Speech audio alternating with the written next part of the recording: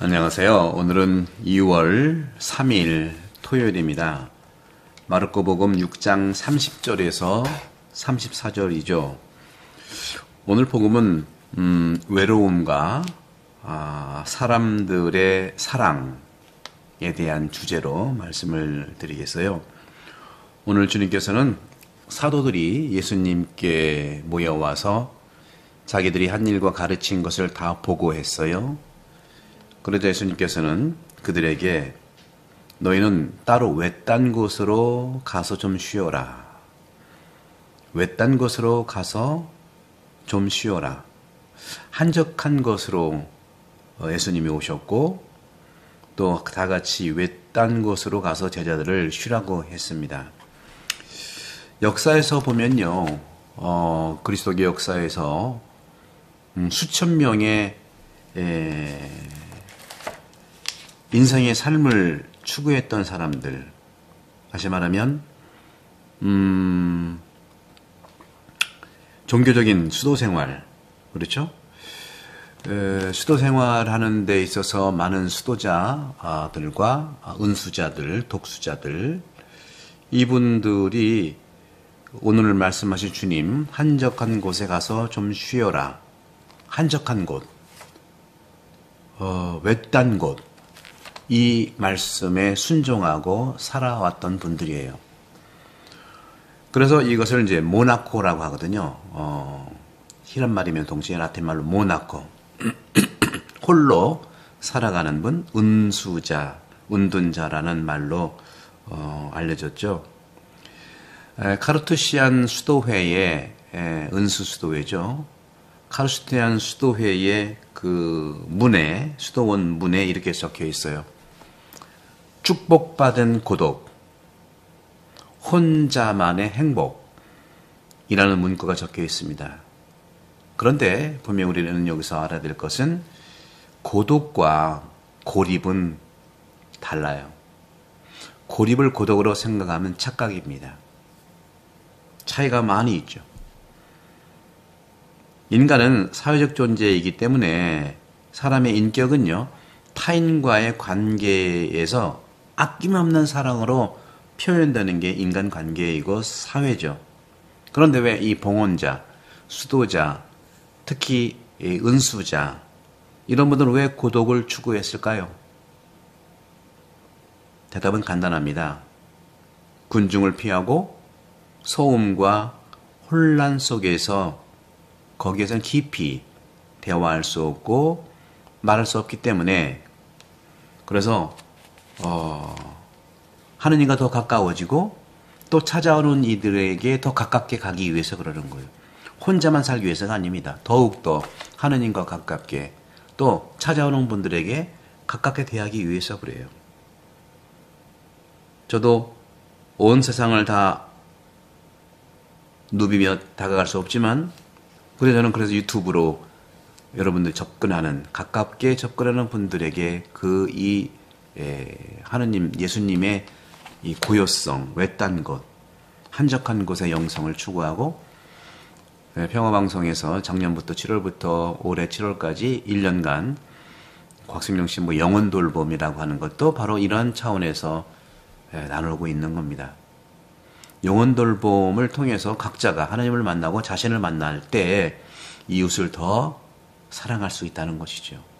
영혼 돌봄이 나를 위한 것만은 아니라는 거죠. 나를 통해서 이웃에게 다가간다는 거죠. 사랑하는 사람들은요, 이러한 삶을 느끼죠. 하나님을 사랑하는 사람들은 특별히 이런 경험을 강하게 하는 것이죠. 그러니까 하느님과 함께 하는 사람들은 결코 혼자가 아니라는 겁니다. 그래서 주님께서는 좀 쉬어라. 좀 쉬어라. 저도 이 쉰다는 것에 대해서 많이 추구하고 있습니다만은 자동차를 예를 든다면 자동차 엔진이 과열되면 시키는 것이 가장 최선이죠. 좋은 거죠. 우리는 너무 많이 걸었을 때도 정말 운동한 다음에 많이 걸은 다음에 그 편안한 휴식을 느끼지 않겠습니까? 우리의 몸의 신경계도 때때로 그런 해방감을 절대로 요청합니다. 과도한 긴장, 또 너무 복잡한 생각, 너무 많아요. 그래서 현대인들은 마음의 병, 정신의 병들이 많잖아요. 하지만 많은 사람들은 진정으로 쉬는 방법을 알고 있는가요? 바로 이것은 영혼돌봄, 그리스도교 2000년의 그런 경험에서 제가 평화방송과 또 이 유튜브를 통해서 말씀드리고 있고, 또 7월경에 이제 영혼돌봄 1년의 그 1년치죠. 52주제의 곽승용 신부의 영혼돌봄이 평화방송에서 마감이 되면 그때 7월 8월쯤에 영혼돌봄에 대한 책을 제가 발간하고 바야흐로 영혼돌봄 상담소라고 하는 우리 가톨릭 그리스도교 종교 차원의 우리 본당에서부터 시작을 해서 스스로 돌봄이의 양성, 나 자신을 돌보고 내가 돌봄 다음에 이웃들을 돌볼 수 있는 영혼 돌봄 상담을 시작할까 합니다. 많은 기도와 협력, 지지 부탁드리겠습니다. 일반 상담, 영성 상담은 있지만 교회 2000년의 전통에 있는 영혼 돌봄, 영적 상담, 영성 안에 성령 안에서 상담이라고 하는 차원을 말씀드리는 것이죠.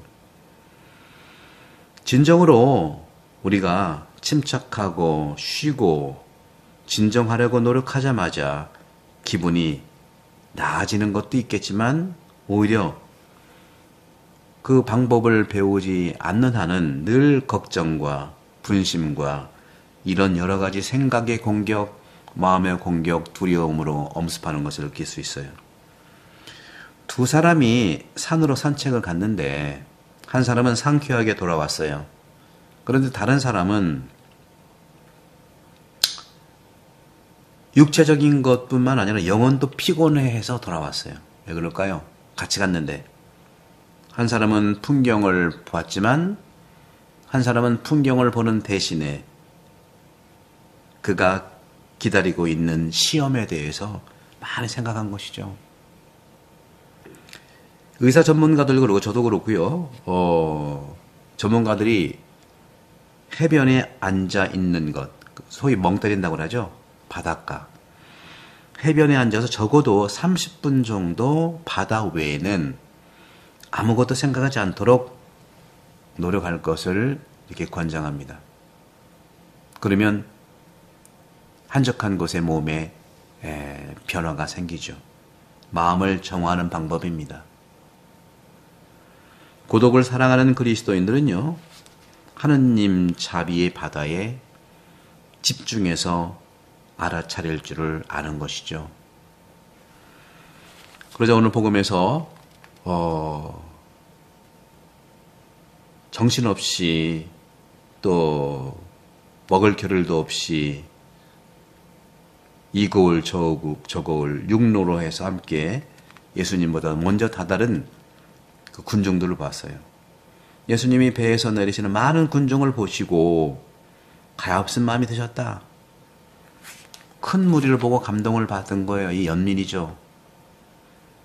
자연 속에서 우리는 생존을 위해 싸워요. 항상 싸웁니다. 강한 자가 약한 자를 파괴하고 식물도요. 서로 붙어있으면 서로 성장하느라고 싸워요. 그 큰 나무 밑에는 어떤 나무도 존재할 수가 없죠. 바로 옆에 식물, 이웃들을 능가하려는 노력을 하고 동물들도 역시 서로 먹고 잡아먹잖아요. 사람들도 나을 것이 없어요. 더하면 더하죠. 실제로 사람들은 더 잔인하고 교묘한 수단을 사용해서 생명을 위한 투쟁을 계속 벌입니다.